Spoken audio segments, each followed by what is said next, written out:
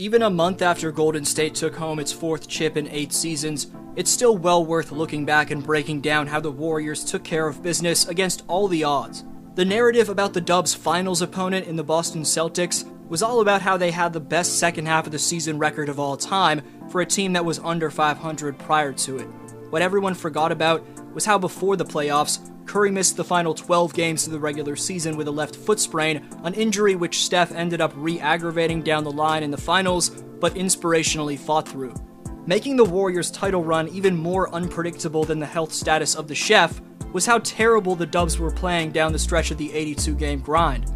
Over the final 3 months of the regular season since February 9th, the Dubs looked like the L's entering the postseason, finishing the campaign 12-16, even at one point having a league-worst resembling record of 7-16 over that span. The dynasty's core, led by Steph, Klay, and Dre, flipped the switch when it mattered most, but before they did, here's how they deceived us all.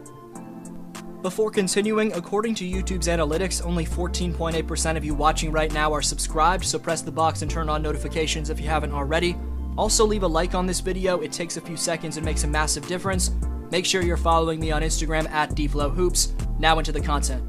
Whether it was a CBS reporter calling Jordan Poole the worst pick in 2019's draft, Nick Wright saying Andrew Wiggins is a bad basketball player when the Warriors acquired him, Kendrick Perkins and Dominique Foxworth saying Steph wouldn't win another championship, plus many other awful takes, the 2022 Dubs forced the attention-seeking mainstream media to eat their words.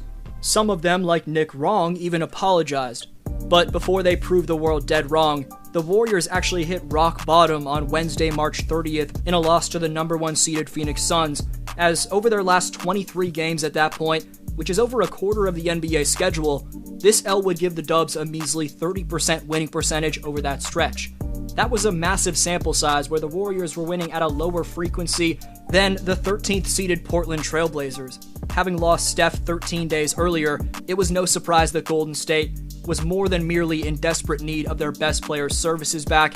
There seemed to be legitimate issues in terms of the supporting cast sustaining their offensive flow and defensive consistency. Among all 30 teams from February 9th to March 30th, the Warriors ranked 22nd or worse in points per game, plus efficiency from both the field and from deep. Thankfully, they bounced back to win 5 straight games without Curry, which was followed by Steph's return for Game 1 of the Western Conference quarterfinals against the Denver Nuggets. Still, skeptics had concerns revolving around Stephen Curry's rust and how fast the Warriors could gain a rhythm again without their number 1 option for such an extended period of time. There were even some bringing up the shooting slump that Steph went through during the year, prior to and after breaking the all-time three-point record. And then you had the casuals disrespecting Curry by saying that he was washed up, skepticism which turned into pure fuel for Steph, as he mapped out his revenge on the association when sitting out on the couch recovering from his aforementioned left foot sprain. That time off ended up being a blessing in disguise, as Curry looked like a new version of himself when he returned to say night-night to Denver, as the 34-year-old's fresh legs paid dividends. Ultimately, as the rounds progressed, Steph Curry was slowly but surely sweeping his shooting slump during the year, plus his previous injury, under the rug, while having one of the all-time greatest postseason runs in NBA history. Curry was most dominant on the very biggest stage, as even when the Warriors went down 2-1 to Boston, Steph's reaction on the bench during the final minutes of the loss displays he wasn't too concerned. Most amazing part about that confident reaction from Curry is that smile came in spite of his night ending early because of a re-aggravated ankle. Steph was dealing with the same bad foot which kept him out the final month of the 82-game season, yet came out the next outing in Boston, with the Dubs being on the verge of going down 3-1, and scored 43 points on an unheard of true shooting mark considering where he shoots it from, of 71.8%. Displaying how much of the weight he carried for Golden State, Steph became the first player of all time to average 30 points, 5 rebounds, 5 assists, and 5 threes in a final series. Putting that into perspective, at one point during Steph's shooting slump during the regular season, he had missed 70% of his last 135 three-pointers. That goes to show you how true superstars raise their games in the playoffs and know exactly when they're truly evaluated as players. Unfortunately, Dubs Nation is made up of around 50% Stephen Curry stans and 50% Draymond Green diehards, which leads to tension within the fan base. For example, instead of appreciating the two-headed monster that Curry and Green are on the court, you have casuals hating on Draymond for hanging out with LeBron James in his spare time away from the court. Draymond Green's defense is almost as big of a factor to the Warriors' success as Stephen Curry's ability to carry the team offensively, which says a lot. Without getting things twisted though, as Coach Steve Kerr and everyone in the Warriors organization is well aware of, there's no doubt the dynasty all starts and ends with Stephen Curry, who's the Warriors' best player by far, and if you don't believe that, while Green's the second most important player, in my opinion, to the Warriors dynasty, his all-time record without Curry next to him is 33 wins and 62 losses. It's disrespectful that Draymond gets blasted for his lack of scoring though, because offensively, he does so much of the dirty work that goes unnoticed.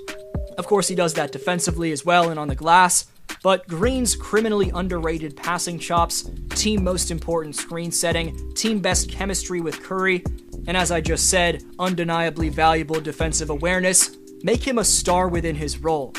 Not to mention, Green's the guy who allows no one to mess with Stephen Curry, as the guy's toughness makes him the NBA's most intimidating enforcer. If you're still not sold on the impact of Green, during the regular season, when Draymond was on the court, the Warriors had the best defensive efficiency in 18 years. Then in the playoffs, Green had a better net rating than Stephen Curry. Shout out Colin Cowherd on those last two stats. Third and debatably the second most important Warrior in their championship efforts is Andrew Wiggins, whose perimeter clamps on Jason Tatum in the finals, plus 18.6 points per game average against Boston, were decisive factors. The development of the former number one pick who was labeled a draft bust has been yet another deceiving, unpredictable element for analysts, as the Canadian shockingly elevated into an all-star starter this past season after not just gaining trust, but a brotherhood with Klay Thompson, Draymond Green, and Stephen Curry. The still just 27-year-old Wiggs was meant to play in this Warrior organization, as his two-way presence on the wing was exactly what Golden State had been needing since Kevin Durant's departure in 2019. Luckily, the summer KD decided to join the Nets was the same summer Bob Myers selected the steal of that year's draft in Jordan Poole, whose 2021-22 campaign saw him start 51 of 76 games, filling in for either Thompson or Curry. When the Splash Brothers were both healthy, Deadpool showed flashes of being an elite spark plug off the bench. Sixth Man of the Year is an award JP should definitely be in the hunt for next season, but as Steve Kerr recently admitted, he often had to remind Jordan to be himself, as opposed to trying to emulate the playing style of the greatest shooter of all time. Steve Kerr said this to The Ringer back in May, quote, "In his third year, his three-point percentage isn't what Steph's is, so without trying to thwart him and keep him from being himself, I'm trying to nudge him toward really high percentage shots rather than emulating Steph." Kerr also spoke on where Poole's showing the biggest signs of progression, saying, "Where it's really showing is in his defense. It's been something we've been on him about all year. Defending without fouling, really taking on the challenge of taking the best player. If the best player is coming at him, accept it and embrace it.